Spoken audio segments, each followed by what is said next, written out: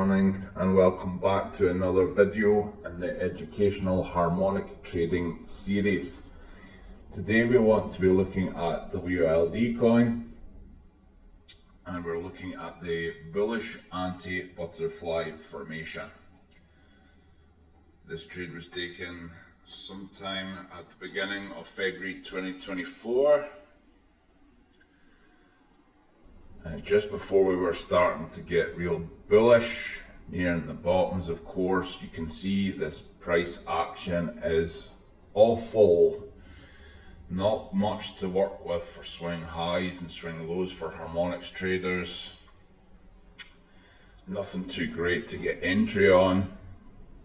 Kind of left us in the dark with that one.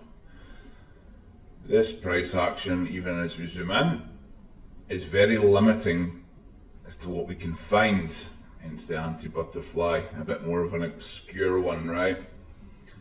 So it's a little bit tricky, but it makes things a little bit easier in the respect of, if it's not this formation, we're kind of screwed. It's either going to be a long way down or we need to wait for price action to develop, which makes it more of a keen trade, I guess you could say, right? Because you're thinking, well, they may as well try here, it's going to be a lot lower rather than have them overlapping each other. So this is the advanced potential reversal zone. I teach this in the Discord, but I'm not putting it on my videos anymore. The two white lines will be the true Fibonacci numbers. You can see the XD786, and the bottom one is for the BD, which will be the 1272. We already have the XB in the range. We have the AC very close to the 2618, so you've got quite a solid looking formation here. And our potential reversal zone is only about 2.2% there to average into. Okay, so what we do is we average into our trades. We always put a lot here, but not the most, because most harmonic traders will be trying to enter down here or lower so they get front run. Now usually our advanced potential reversal zone drops lower than the true fib. Today they kind of match up, but sometimes they get swept. They don't know why, because they don't really know how to apply. They don't actually know what they're doing for harmonics. Most just trade high time frame Fibonacci retracement levels as in XD. You'll see a lot of them that just have like XD 786 and then BD whatever number that's not even close to a 1272 or whatever, right? They're just trading Fibonacci retracements and supply zones. They don't understand what it is they're doing wrong, and they don't understand why they get it right sometimes, but this is why. They're not actually harmonic traders, they're not actually harmonic analysts, okay? They're just Fibonacci traders with these drawn on. Just using the XEBCD tool is not enough, guys. It's not enough. So if you don't know your numbers, drop by and grab the cheat sheet. It's handed out. Anyone who wants it, come and take it. You don't even have to ask. It's in Discord, it's on our socials, Twitter, etc. Come and grab it. But this video today is about proof of trade. We share these harmonics all the time, right? We're always sharing them like, yeah, that's great, that's great. But at the end of the day, a lot of people can share analysis and never trade a single thing. So we just want to show our proof of entry and how we managed it accordingly. So we should be setting DCA from the top, one here and one nearing the bottom. It's very rare that you get all three, to be honest. By the time you get the third, we're starting to think we're going to get stopped out. Usually we get one or two, but if you put your third DC in a little higher, then you might get it. If you get the one at the very bottom with the very tight stop loss, you're more likely to be stopped. We've had that a few times, just, you know, it's not as common. So we put more on our first entry line here, put more here, and we add more on signs of strength if we find it. So let's add some price action and we'll see how we go with this formation. Perfect bounces in here, clean off the 786, which is great. you wouldn't need my advanced method for this, okay? And then actually 1, 2, 3 tests of my advanced PRZ. So had you missed the first one, you're all right, providing you know the advanced one, that is. But as I said, without it, you're still absolutely fine. You can still be a harmonic trader and not know the advanced method, people. You just need to know the numbers and how to draw your formations.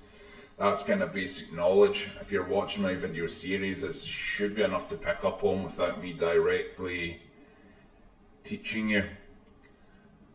So we draw in our ratio box. We know it's a standard area for, you know, resistance or support. Could be full reversal, we don't know.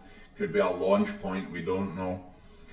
So it's a good area to take profit from if you're not sure what you're doing. After that, we always aim for our points A and C. Mostly we aim for our highest point, whether A or C. A here, as you can see, matches up with the 0.5, so you think, yeah, this could be a key area for resistance for 2 reasons now. Okay, you have your confluence there, 0.5 and your harmonic point. We don't want it to stop there, but we'll see how we go. After that, we're always targeting the 1 Fibonacci. It's easier for me to just say the 1 Fibonacci because it's your A or C depending which harmonic you have, which is higher.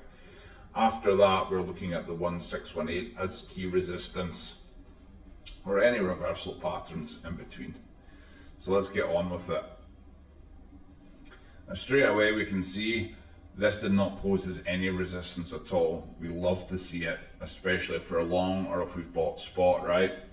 So that's great news. And once we're above here, we didn't hold, but we do not respect this ratio at all, so it's borderline useless for us, okay?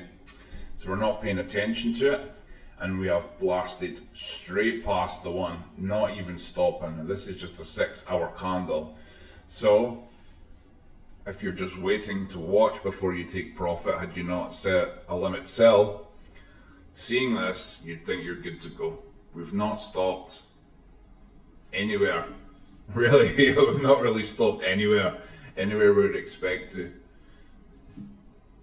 And again, a clean test on the 1272.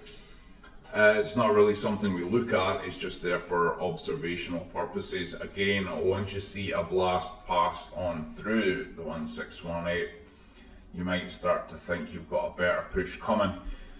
Now you don't always, sometimes you can't push higher than the 1618 and then fully reverse.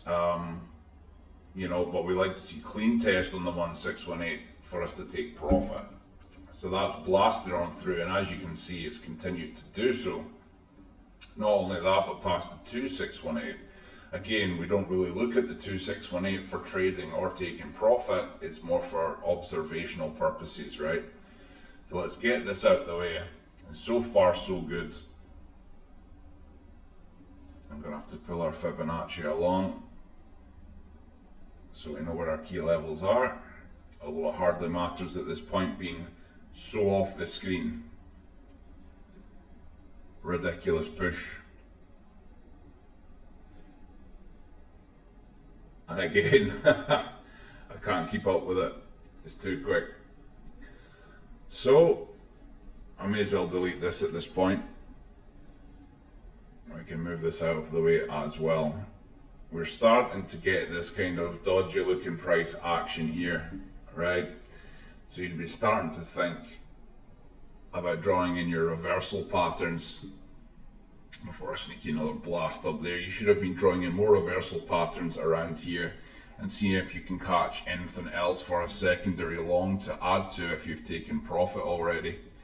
What have we got here? We'll check this quickly. Nothing. That is not a Fibonacci number that we trade from. ABCD, nothing. Yeah. So you wouldn't have got your extra trade in there had you taken all your money out too early. Blast on all the way up here. Continue with price action. Again, you can see the ranging starting to happen here, which is starting to make some very large reversal pattern. So had you not taken profit already, I'm sure you should have by now. that's how we would have managed the trade. This is how we would have managed looking at the market and knowing whether we should have taken profit or not. Now, being on a bull run, of course, we want them to run as long as possible.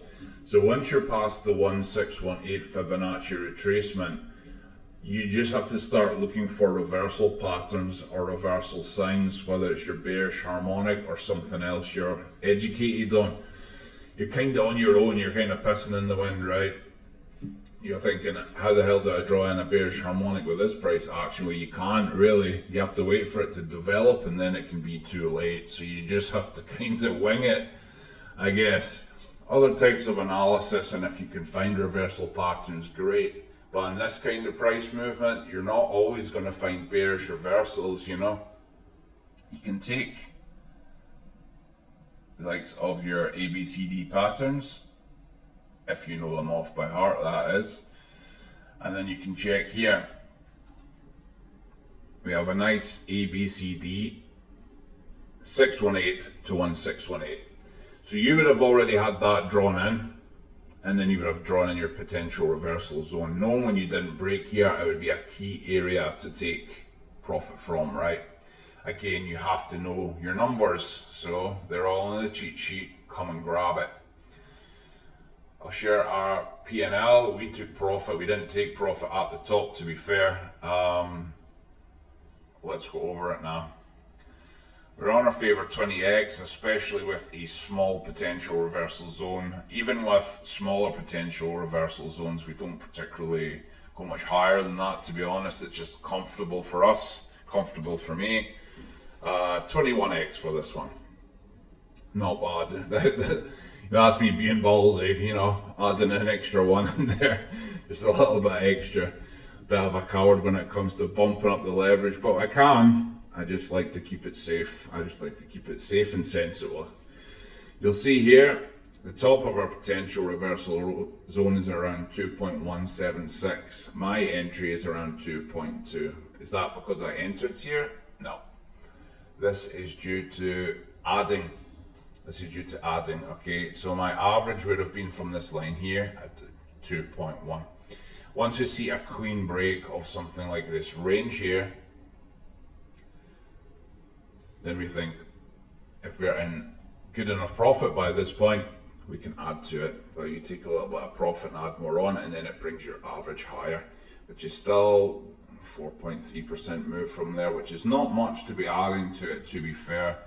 I wouldn't have added too much to it to bring it up just a little amount anyway, of course. But that's why it's not bang on the line.